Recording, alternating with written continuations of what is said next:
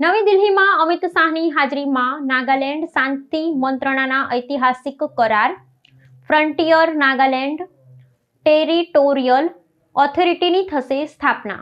નવી દિલ્હી ખાતે કેન્દ્રીય ગૃહમંત્રી અમિત શાહની પ્રેરક ઉપસ્થિતિમાં ભારત સરકાર, નાગાલેન્ડ સરકાર અને ઈસ્ટર્ન નાગાલેન્ડ પીપલ્સ ઓર્ગેનાઇઝેશન વચ્ચે એક ઐતિહાસિક સમજૂતી કરાર પર હસ્તાક્ષર કરવામાં આવ્યા છે। આ સમજૂતી અંતર્ગત નાગાલેન્ડના પૂર્વીય જિલ્લાઓના સર્વાંગી વિકાસ અને વહીવટી સ્વાયત્તતાને વેગ આપવા માટે ફ્રન્ટિયર નાગાલેન્ડ ટેરિટોરિયલ ઓથોરિટીના ગઠનનો માર્ગ મોકળો થયો છે। લાંબા સમયથી ચાલી આવતી માંગણીઓનો સુખદ અંત લાવવા અને ક્ષેત્રીય અસમાનતા દૂર કરવા માટે એક મહત્વપૂર્ણ પગલું માનવામાં આવે છે। આ નવનિર્મિત સત્તામંડળ પૂર્વીય નાગાલેન્ડના પછાત વિસ્તારોમાં શિક્ષણ, આરોગ્ય અને માળખાગત સુવિધાઓના નિર્માણ માટે વિશેષ સત્તા અને ભંડોળ ધરાવશે। કરાર મુજબ આ ઓથોરિટીને આર્થિક અને વહીવટી નિર્ણય લેવાની સ્વાયત્તતા પ્રદાન કરવામાં આવશે, જેથી સ્થાનિક સંસ્કૃતિ અને પરંપરાને જાળવી રાખી વિકાસ પ્રક્રિયાને ગતિ આપી શકાય। કેન્દ્રીય ગૃહમંત્રીએ આ પ્રસંગે જણાવ્યું હતું કે વડાપ્રધાન નરેન્દ્ર મોદીના નેતૃત્વમાં પૂર્વોત્તર ભારતમાં શાંતિ અને સમૃદ્ધિના નવા યુગની શરૂઆત થઈ છે અને આ સમજૂતી તે દિશામાં એક માઇલસ્ટોન સાબિત થશે।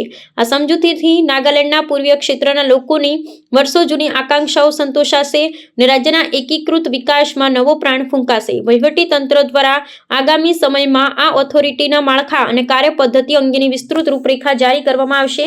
આ કરારને પગલે પૂર્વોત્તર ભારતના અન્ય રાજ્યોમાં પણ શાંતિપૂર્ણ સંવાદ દ્વારા ઉકેલ લાવવાની પ્રક્રિયાને પ્રોત્સાહન મળશે, જેનાથી દેશની આંતરિક सुरक्षा અને ભૌગોલિક એકતા વધુ સુદૃઢ બનશે। इस एमओयू के माध्यम से जो भी स्थानीय डिमांड्स थी, जो लोकल एस्पिरेशंस थे इस पूरे एरिया के, वो मीट होंगे और इस एमओयू के माध्यम से ये एक बहुत लंबी जो एक मुहिम थी, इसके अंत पे हम पहुंच पाएंगे।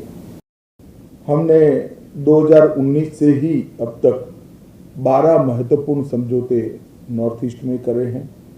NLFD का समझौता हो, ब्रू समझौता हो, कार्बी समझौता हो, आदिवासी समझौता हो, बोडो समझौता हो, DNLA का समझौता हो या त्रिपुरा समझौता और अब ENPO।